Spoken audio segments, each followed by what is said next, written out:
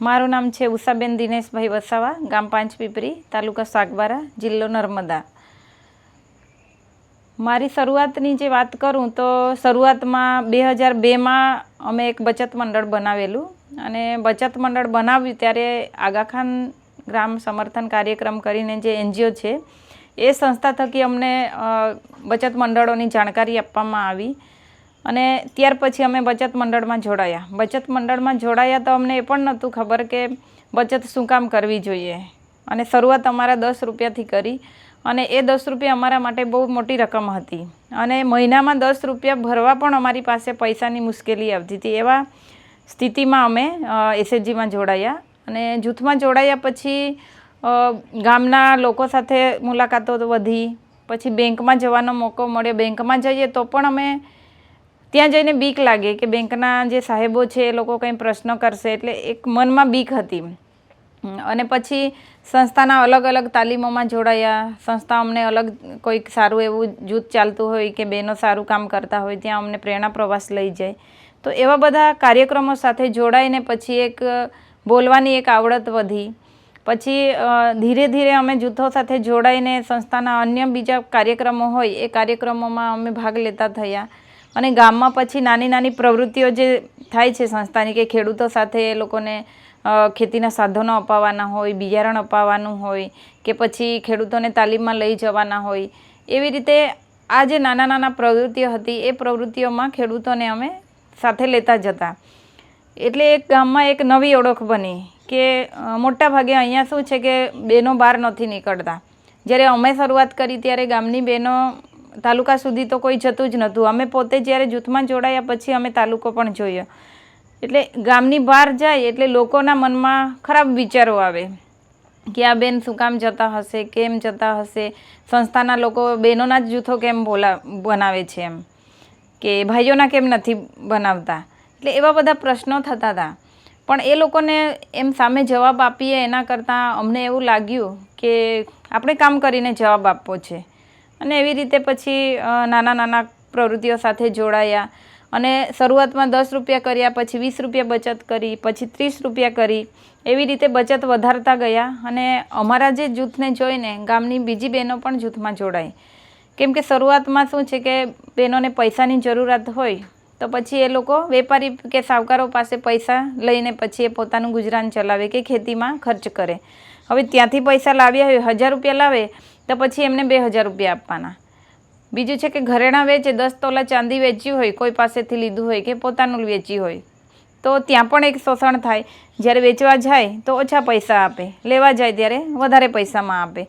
હવે કોઈક બીજા પાસેથી ચાંદી લઈને વેચ્યું હોય તો એને ડોબલી કે દોડી આપવું પડે, એટલે કે 15 તોલા લઈ આપવું પડે 10 તોલા લીધું હોય તો। એટલે એવી રીતે બહેનો એક વ્યાજના ચક્રમાં ફસાયેલા હતા। જ્યારે જૂથમાં જોડાયા તો પછી એમને એક મોકો મળ્યો કે આપણું જૂથ છે તો આપણા પૈસાથી જ આપણે આપણી જરૂરિયાત પૂરી કરીએ। પછી એમાં બહેનો પોતાના આરોગ્ય માટે વાપરે, ખેતી માટે વાપરે, બાળકોને ભણાવવા માટે ખર્ચો કરે, એવી રીતે અલગ અલગ હેતુથી બહેનો પૈસા લેતા થયા અને પછી જૂથની બહેનો બહારના જે વ્યાજખોરો પાસેથી પૈસા લેવાનું બંધ જ કરી દીધું અને પછી અમે એવું વિચાર્યું કે આટલું આપણે એક બચત મંડળ છે તો બીજી બહેનોને પણ આપણે તૈયાર કરીએ। એટલે ગામમાં અમે અવેરનેસ કાર્યક્રમો કરીએ કે બહેનોને મંડળથી શું ફાયદા થાય છે।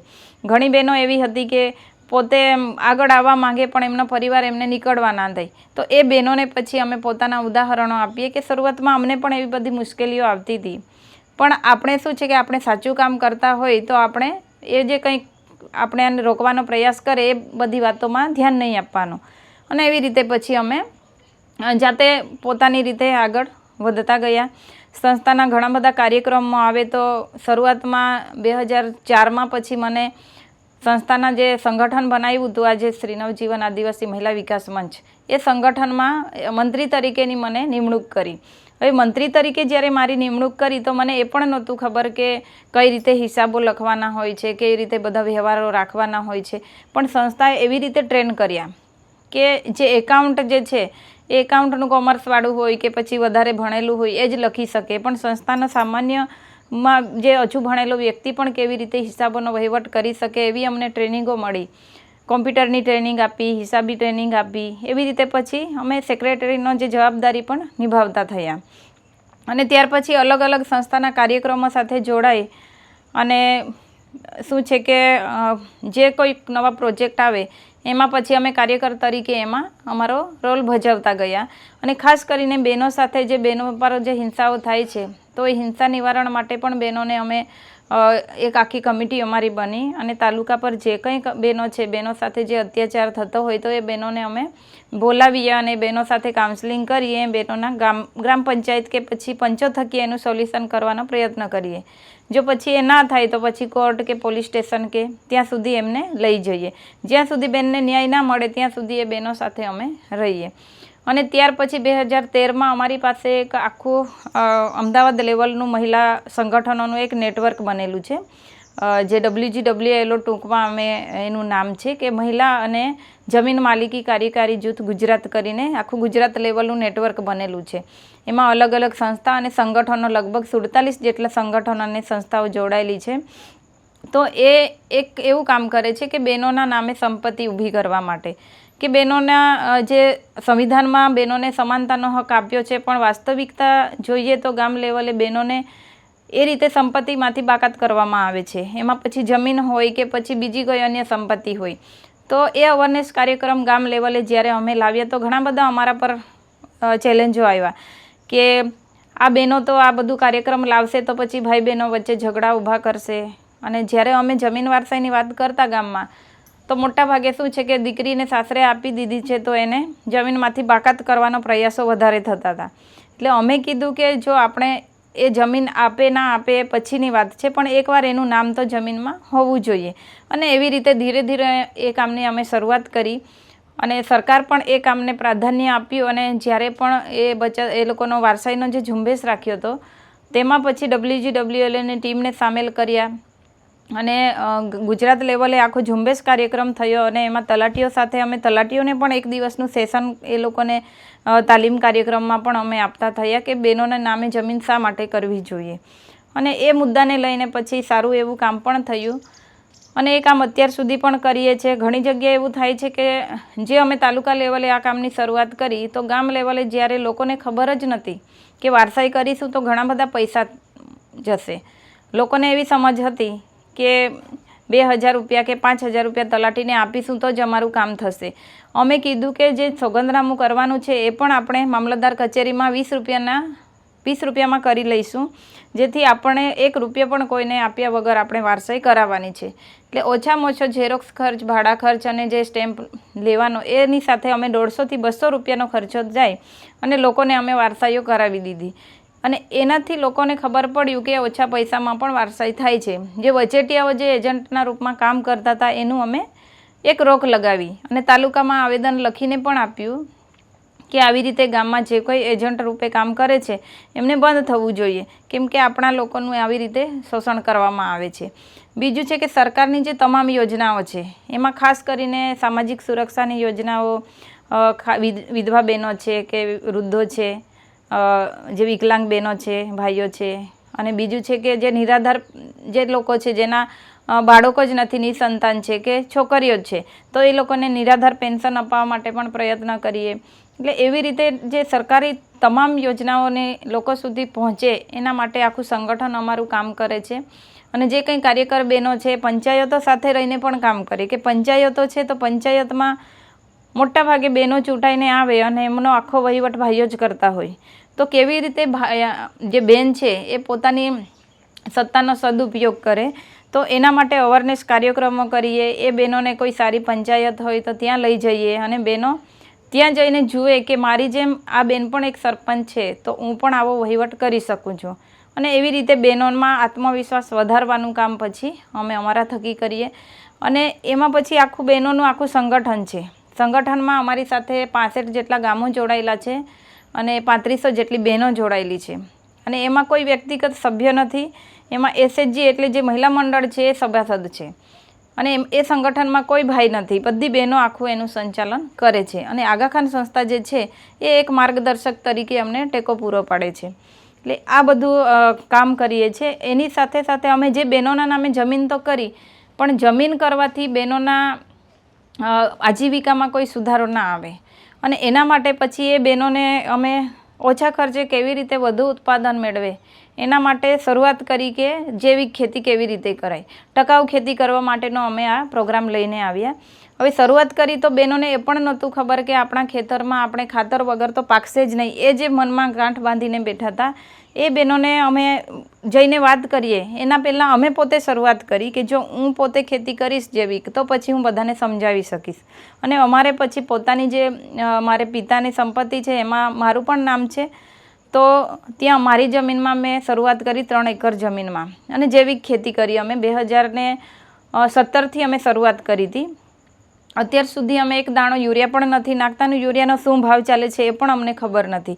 તો એ અમે શરૂઆત કરી ત્યારે અમને એવું લાગતું હતું કે બહેનોને આપણે સમજાવીએ તો બહેનોને પ્રેક્ટિકલી કરી પણ બતાવીએ કે કઈ દવા બનાવીશું કે કઈ જાતનું ખાતર બનાવીશું તો એ આપણા ખેતરમાં આપણે નાખવાથી ફાયદો થશે. તો પછી બહેનોને નાના પાયે અમૃત પાણી બનાવતા શીખવીએ. પછી એ ગૌમૂત્ર અને જે દેશી ગાયનું જે છાણ છે એમાંથી અલગ અલગ વસ્તુ બનાવીને એ કેવી રીતે દવાના રૂપમાં ઉપયોગ કરે. તો એ રીતે અમે દરેક ગામમાં જઈ બહેનોના જૂથની બહેનોને અમે ભેગા કરીએ, બહેનોને પ્રેક્ટિકલ એ બતાવીએ. અને પછી જે અમારું સંગઠન છે એમાં નાની એવી બીજ બેંક અમે બનાવી કે બીજ બેંકમાં અમે જે આપણા લુપ્ત થતું જે બિયારણ છે એમાં ખાસ કરીને લાલ ડાંગર છે, લાલ જુવાર છે, પછી મિલેટનું જે અલગ અલગ મિલેટો છે, શાકભાજી છે, એવા જે પાકો છે એ ત્યાં અમે ભેગા કર્યા. એક બીજ મેળાનું આયોજન કર્યું. એટલે જે લોકો પાસે જે પણ બીજ હતું એ લઈ આવ્યા.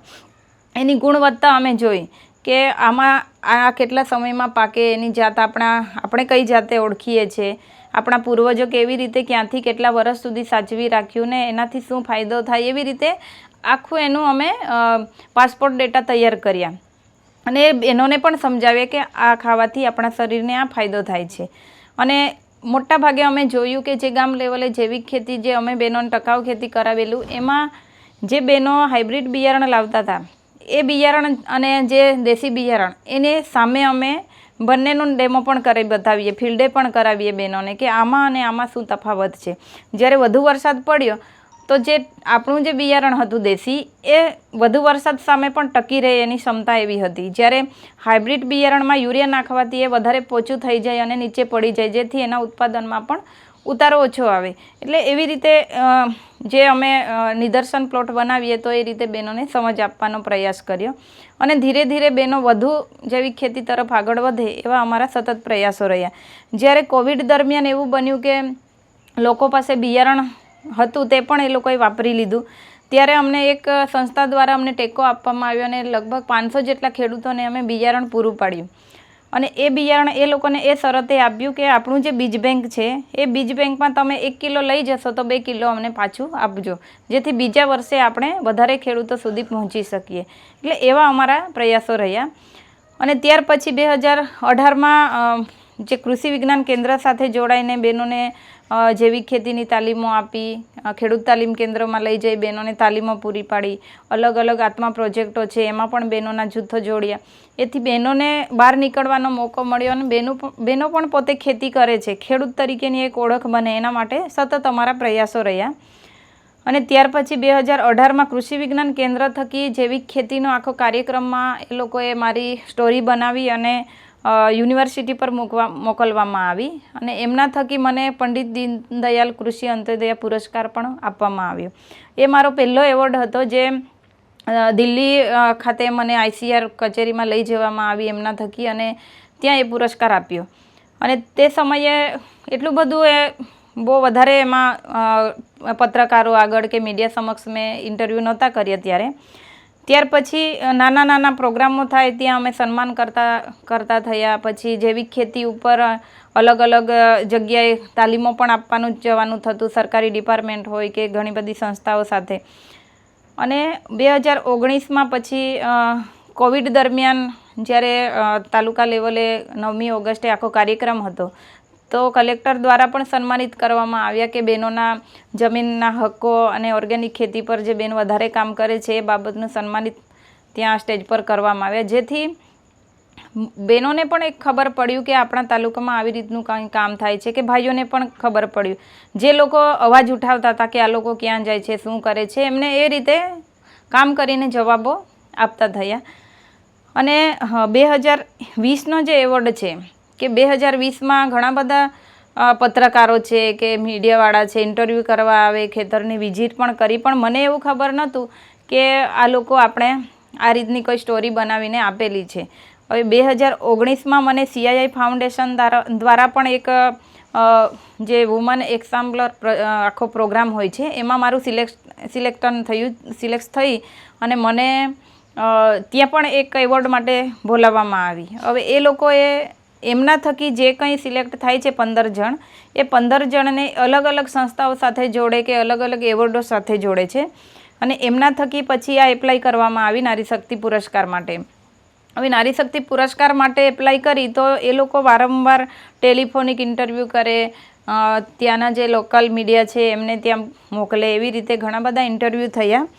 અને ત્યાર પછી જ્યારે મને 2022માં 4 માર્ચે મને જાણવામાં મળ્યું કે એ લોકો છેલ્લો ઇન્ટરવ્યૂ હતો એમનો, તો એમણે બધી માહિતી લીધી કે તમારું વતન ક્યાંનું છે, તમારી બર્થડે ડેટ બોલો, પછી ઘણા બધા એ લોકોના પ્રશ્નો હતા. અને છેલ્લે કંટાળીને એ લોકોને ખીજાવવું પણ પડ્યું કે આ બધું પૂછો છો શું કામ? ખબર નહોતું અમને કે આવું બધું કંઈ એવોર્ડ માટે પૂછી રહ્યા છે.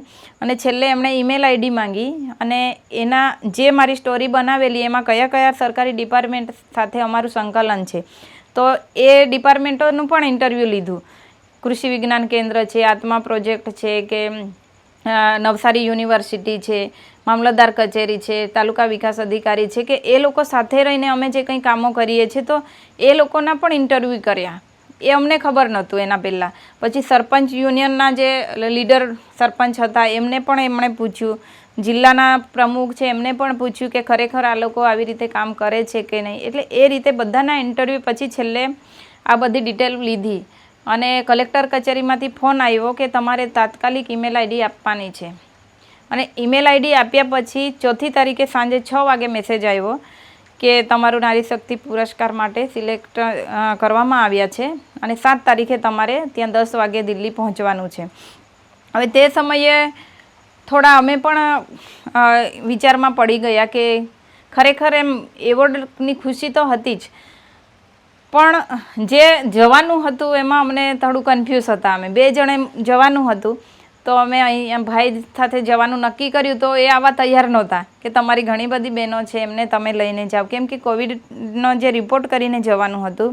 વચ્ચે રવિવાર હતો એટલે અમારાથી રિપોર્ટ પણ ના કરાયો, પણ તાત્કાલિક આરોગ્ય વિભાગને વાત કરી અને રિપોર્ટ પણ મેળવી લીધો. અને સાંજે અમે ટ્રેનમાં બેઠા અને ત્યાં અમે 7 વાગે તો ત્યાં ઉતરી પણ ગયા. 10 વાગે અમને જ્યાં પહોંચવાનું હતું ત્યાં લઈ જવામાં આવ્યા અને ત્યાં ઘણી બધી બહેનો હતી જે 29 જેટલા એવોર્ડી હતા. એ લોકોના એ મુલાકાત થતાં એવું જાણવા મળ્યું કે ઘણી બધી એવી બહેનો છે કે જે બહુ જ સંઘર્ષ કરીને એ લોકો અહીં સુધી પહોંચ્યા છે. એ લોકો સાથે મળીને બહુ જ આનંદ થયો. અને ત્યાર પછી અમને છેલ્લે 7 તારીખે 3 વાગે અમને વડાપ્રધાન સાથે પણ મુલાકાત કરાવી. અમે જે કંઈ કામ કરીને ગયા છે એનું એ લોકોએ 5 મિનિટમાં અમારે તેમની આગળ રજૂઆત પણ કરવાની હતી, કેમ કે 2 વર્ષના આખા કાર્યક્રમોનું એવોર્ડ કાર્યક્રમ ત્યારે રાખ્યો હતો 2022 8મી માર્ચે, કેમ કે કોવિડના લીધે એ લોકોએ 2020નો અને 21નો કાર્યક્રમો સ્થગિત કરેલા હતા, એટલે 22માં સીધા કર્યા. અને 8 તારીખે જ્યારે 8મી માર્ચ 2022 રાષ્ટ્રપતિ ભવન લઈ જવામાં આવ્યા અને ત્યાં રાષ્ટ્રપતિ ભવનમાં ગયા ત્યારે એનું આખું વર્ણન જ આપણે કરવાનું હોય તો શબ્દો નહીં હોય એવું વાતાવરણ ત્યાં જોયું.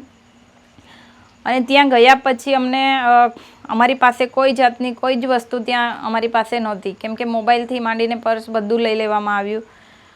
અને જ્યારે ત્યાં એવોર્ડ પત્યો, હવે ત્યારે ખબર નહોતું કે લોકો આ વિડીયો લાઈવ જોઈ રહ્યા છે, કેમ કે લિંક પણ અમને ખબર નહોતી. અને ત્યાંથી આવ્યા જ્યારે અમે બહાર નીકળ્યા અને અમારી પાસે મોબાઈલ આવ્યા એટલે બધાના અભિનંદનની શરૂઆત થઈ ગઈ, કેમ કે ત્યાં લોકોને ત્યારે એટલું બધું લગાવ કેમ લાગ્યો કે જે એવોર્ડ માટે હું ગઈ હતી ત્યારે આપણો ટ્રેડિશનલ જે ડ્રેસ હતો એ હું પહેરીને ગઈ હતી અને એનાથી વધારે લોકોને અસર પડી. કેમ કે જ્યારે અમે જવાના હતા ત્યારે જ અમે નક્કી કર્યું કે જો રાષ્ટ્રપતિ ભવન જઈશું તો પોતાના ડ્રેસમાં જઈશું, કેમ કે ઘણા બધા લોકો હશે કે સાડી પહેરીને આવશે, ડ્રેસ પહેરીને આવશે, પણ જો એક આદિવાસી બેન ત્યાં પહોંચ્યા છે એની જ્યારે એક દેખાવ કરવો હોય કે એને ઓળખ આપવી હશે તો પછી આપણો પોતાનો જે ડ્રેસ હશે તો પછી લોકોમાં એક અલગ ઓળખ થશે.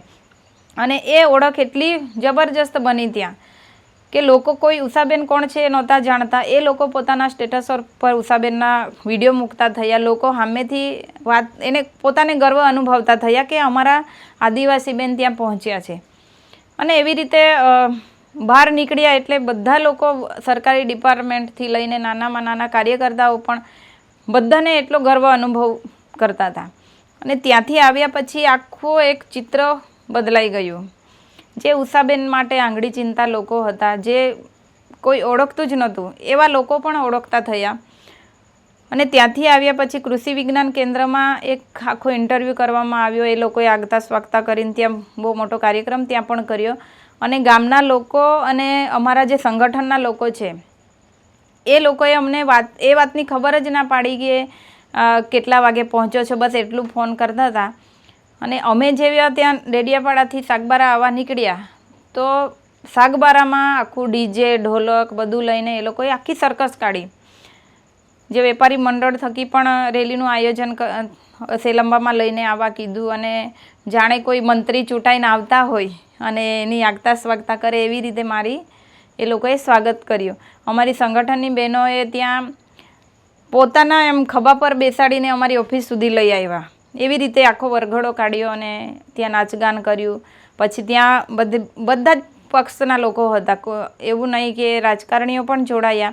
એ લોકોને પણ પોતાને ગર્વ હતો. અને એ લોકો પછી એમ બધી વાતો કરવા લાગ્યા કે આ બેન આવી રીતે કામ કરીને ત્યાં સુધી પહોંચ્યા. જે લોકોને ઈર્ષા થતી હતી, દરેક ડિપાર્ટમેન્ટ હોય કે પછી એ લોકો જે આપણા સાથે કામ કરતા હોય તો આ કેમ આવું કરી શકે, આ લોકોને જ સંસ્થાવાળા કેમ, એમ અમે સરકારી લોકો, એવા જે ભેદભાવો કરતા હતા એ બધું બંધ થયું.